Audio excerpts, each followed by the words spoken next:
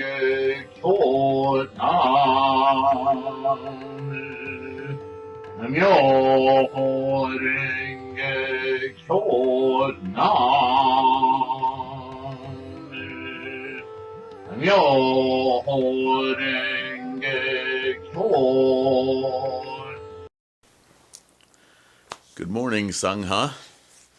Namu Myoho Renge Kyo. Of course, it doesn't matter if it's morning where you are or not. It's just standard human greeting, right? All right. I decided to take a little departure from the opening of the Eyes Gosho. As you already realize, it's a very large, very long, extended Gosho, lots of scholarship and teaching in it. And I will continue it, of course. My goal being to explore each and every translation of each writing of Nichiren, regardless of origin, hopefully as true as they can be. They are translations and they are from different sources. But suffice it to say, this is my effort at practicing the way Shakyamuni Buddha exhorted us to, and that is to read all of the scholarship of Buddhism, because percolating through all of those writings, sutra and commentary, the crucial points will continue to bubble up and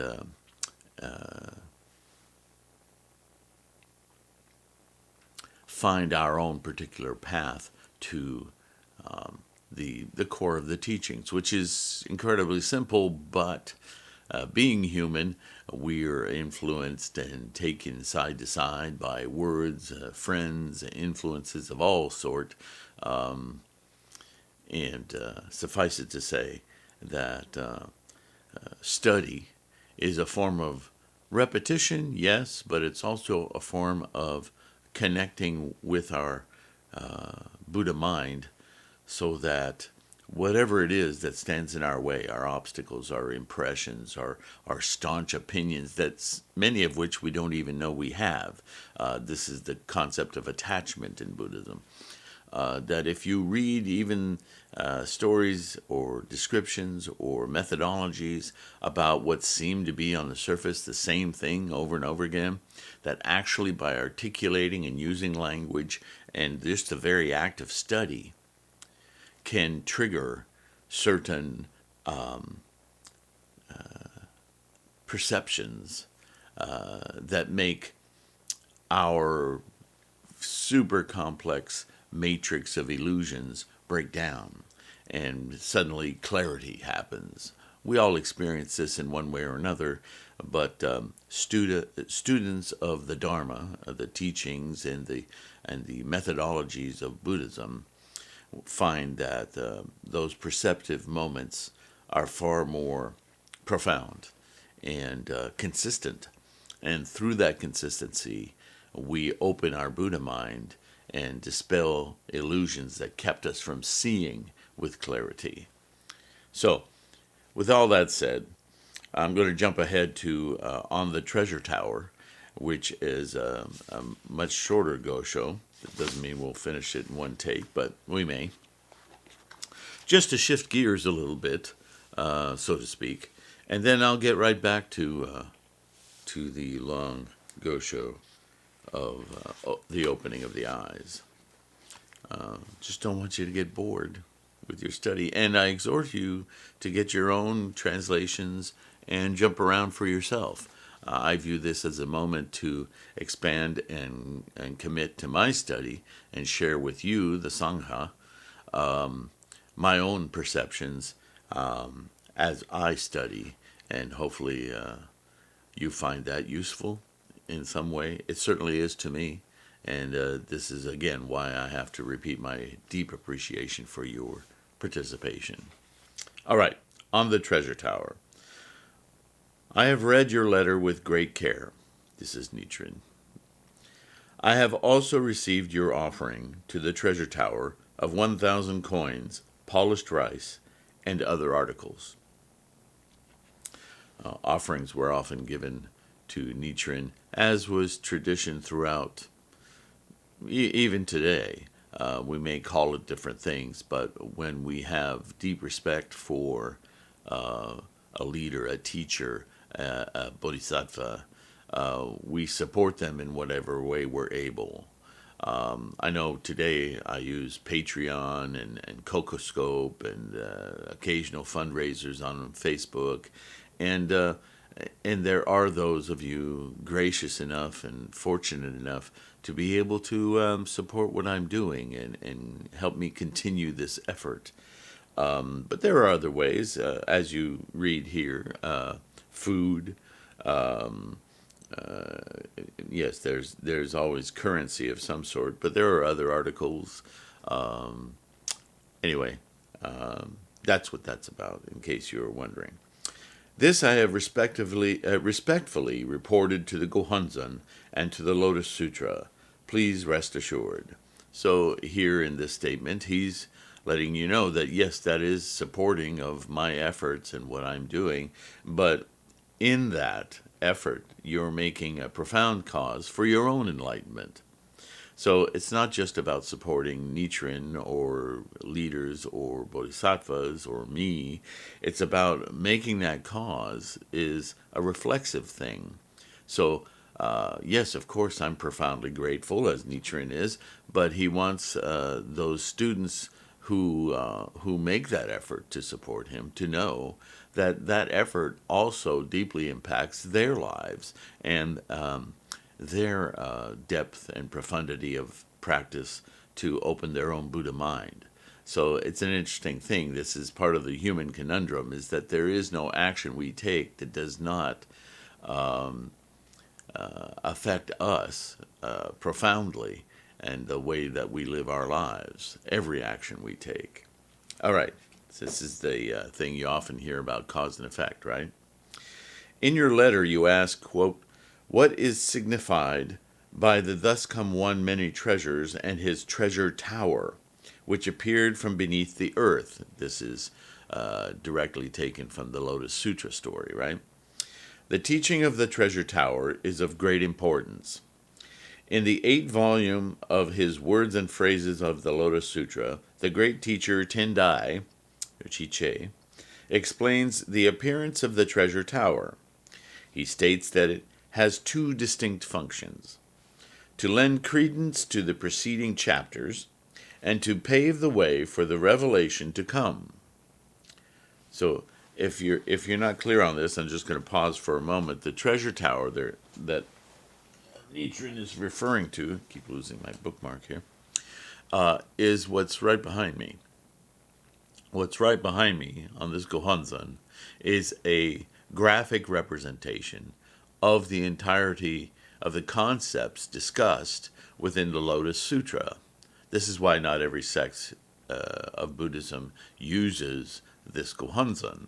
This Gohonzon is an embodiment, a personification of sorts of the culminating teachings which are explored and delivered through the teaching of the Lotus, the Myoho Renge Kyo, the Lotus Sutra, the Saddharma Pundarika Sutra. There are many names in many languages for the same thing, but this is a specific teaching that takes you, again, everything builds on the previous, right? So when he says that Tendai, long before him, Nichiren, explains that the appearance of the treasure tower has 2 distinct functions: to lend credence to the previous chapters. So this is reflective of the way the teachings are built one upon another, so that one can gain perspective, but understanding of certain concepts, so that then the following teaching builds on those concepts. This is how humans have learned for centuries. This is how we teach our children in our schools, right? We build concepts, and then we build concepts on top of those concepts, and understanding gets more and more profound. So this is one of the functions of the treasure tower, in the teachings, and to pave the way for the revelation to come.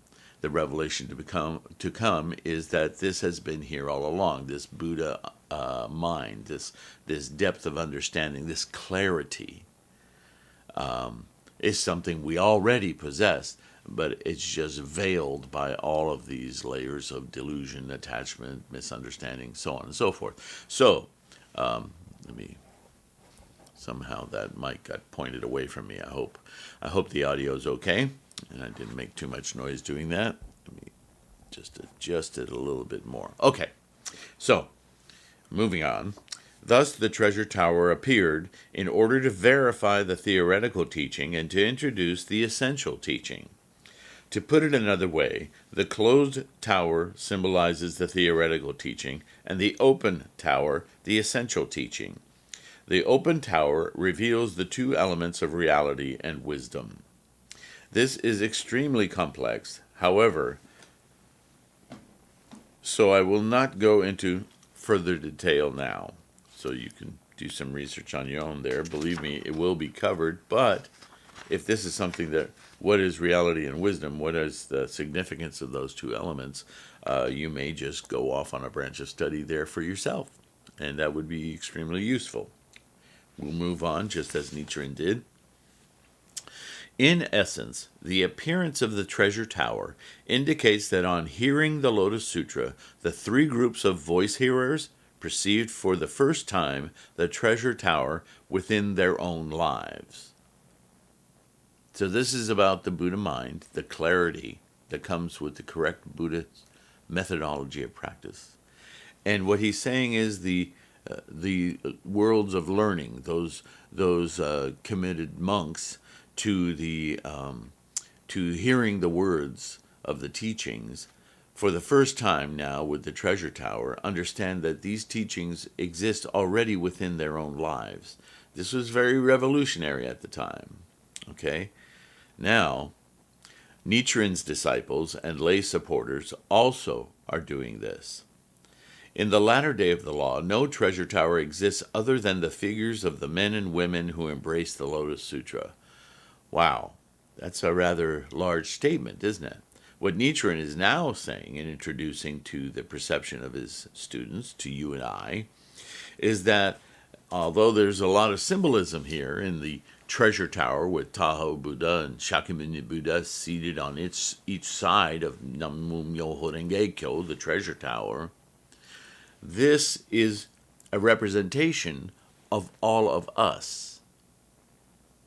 He's spelling this out in many different ways, but people are going to hear it or not hearing depending on the way they hear it told to them, the way they hear it for themselves, right? So he's already stated that the perception of the first time that the treasure tower is within their own lives, you would think, okay, I get it. But then he says, now, right now, for you and I, don't look historically at what this meant in a book or teaching or words. Now, my followers, lay supporters or dedicated monks, are also doing this. You're also now realizing this is within your life. This isn't some Goldilocks story. This is you and I. So again, he's repeating the same thing, but it sounds different, right? In the latter day of the law, no treasure tower exists other than the figures of the men and women who embrace the Lotus Sutra. So he's saying the figures, because he's reminding us that this is a human practice. The figures are you and I, this body, this bald head of mine. In it is the representation of all of the teachings discussed in the Lotus Sutra, the treasure tower. We are the treasure tower. This is why we are the Sangha. Okay? It follows, therefore, that whether eminent or humble, high or low, those who chant Namu Myoho Renge Kyo are themselves the treasure tower, and likewise are themselves the thus come one many treasures. No treasure tower exists other than Myoho Renge Kyo. The Daimoku of the Lotus Sutra is the treasure tower, and the treasure tower is Namu Myoho Renge Kyo. All right, so he's stating the same thing like a half a dozen times here, but everyone's going to hear it differently, right? So this is why he's doing this. Please understand that you are enlightenment itself. This is why every action you take, thought, word, or deed, is a representation of Namu Myoho Renge Kyo. This is why these words, these sounds have so much meaning. Not because the words themselves are magical or ultimately they're self-referential. They're self-referential to our true, clear self, unobstructed, undiluted, free from our illusions of attachments and influences. This is a direct conduit to our clarity, our Buddha mind. This is in fact the treasure. At present, the entire body of the Honorable Abutsu is composed of the 5 elements of earth, water, fire, wind, and space. These 5 elements are also the 5 characters of the Daimoku. Quantum. Abutsubo is therefore the treasure tower itself, and the treasure tower is Abutsubo himself. No other knowledge is purposeful. It is the treasure tower adorned with the 7 kinds of treasures, hearing the correct teachings, believing it, keeping the precepts, engaging in meditation, practicing assiduously, renouncing one's attachments, and reflecting on oneself.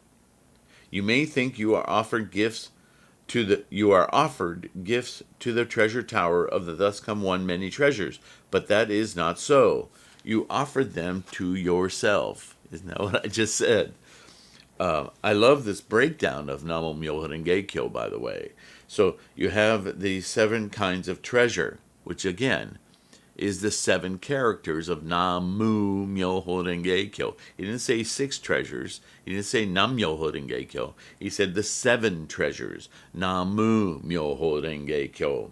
Hearing the correct teaching, 1, believing it, 2, keeping the precepts, 3, engaging in meditation, 4, practicing assiduously, 5, renouncing one's attachments, 6, and reflecting on oneself. Consistency from beginning to end. 7. Namu Myoho Renge Kyo.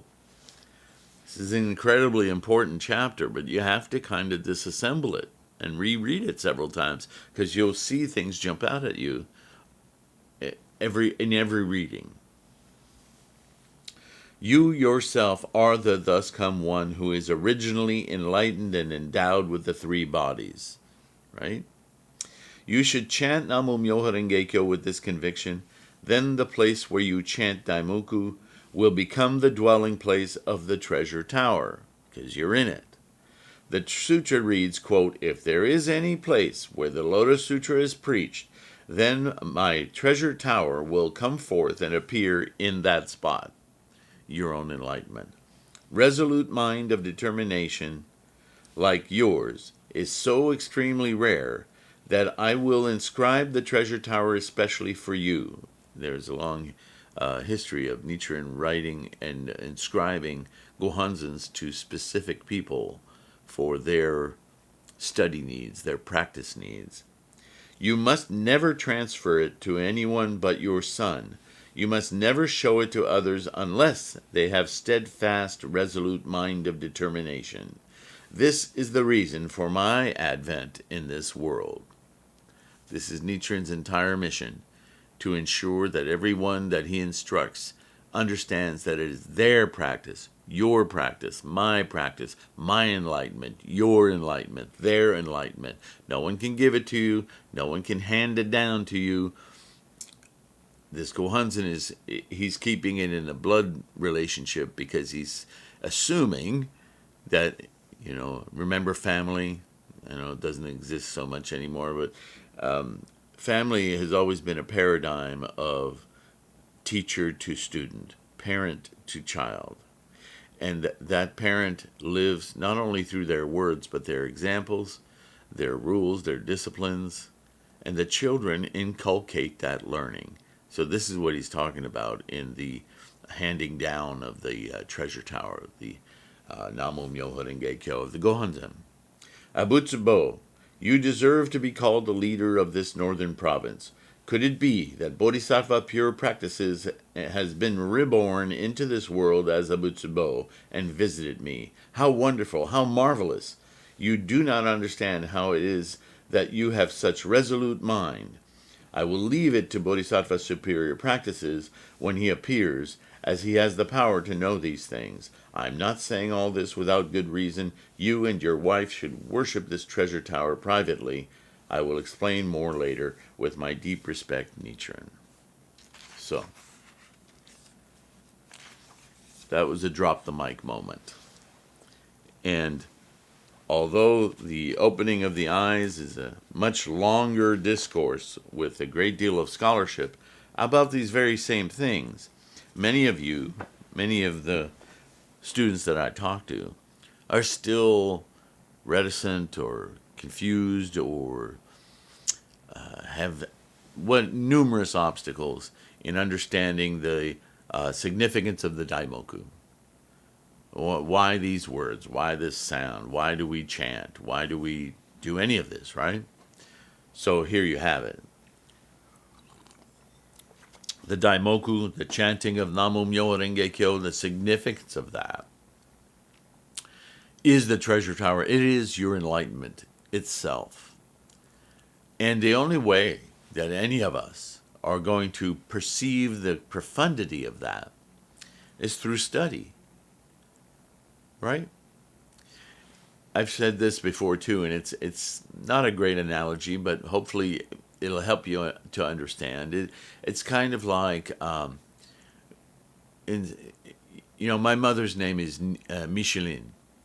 And when I call her Micheline, I immediately, my whole body and mind perceives her as a human being.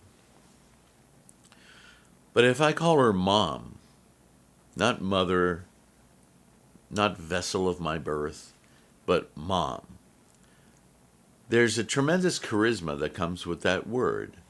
Just like when I remember my sister. Not Diane, not what she went through, not our relationship, but my sister. Or my brother, or you, Frank, Tom, Peter, John, Brenda, Debbie, Francisca, Mary, all of you.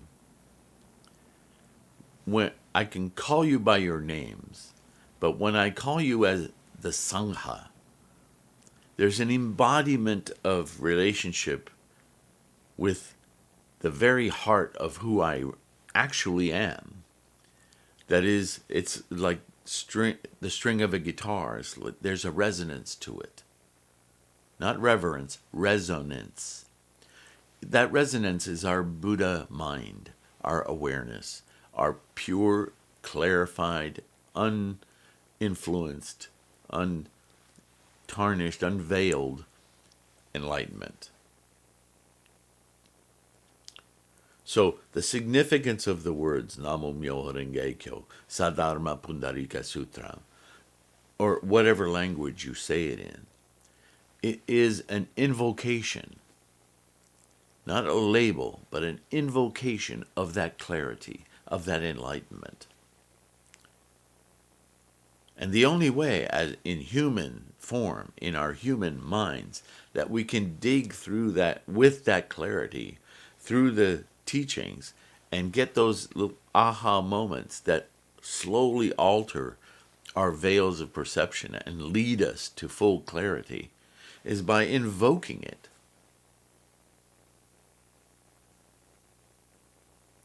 Whether you're injured or depressed or in an unbelievably joyful relationship or whatever it is you're experiencing, when you invoke the word Mom, there's an embracing vibration in your life itself, is there not?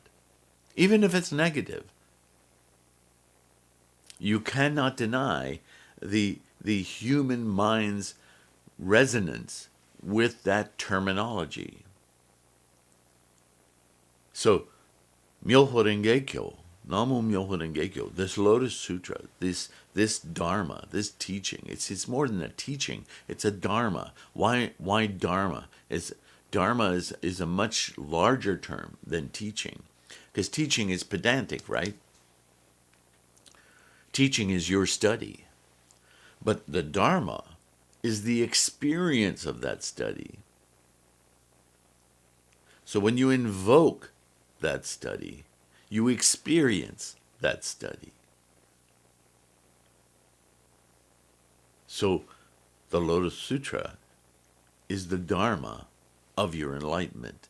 And when you invoke it, you experience it. And it changes the way you perceive. This is why we chant.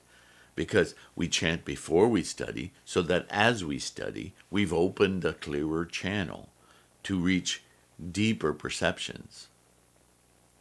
And then from appreciation of what we get as we review and retoil through those studies in our days, in our dreams, in the time after we spend studying, we chant again to keep that door open, to appreciate that door open, to be in our enlightenment. This is the treasure tower. It's an amazing, amazing Gosho. There's so much in it. You could just spend your life studying that. So again, with deep, deep appreciation, thank you. Thank you for being here and helping the Sangha grow and to live within me. Namo Myoho Renge Kyo. Thank you so much. See you in the next one.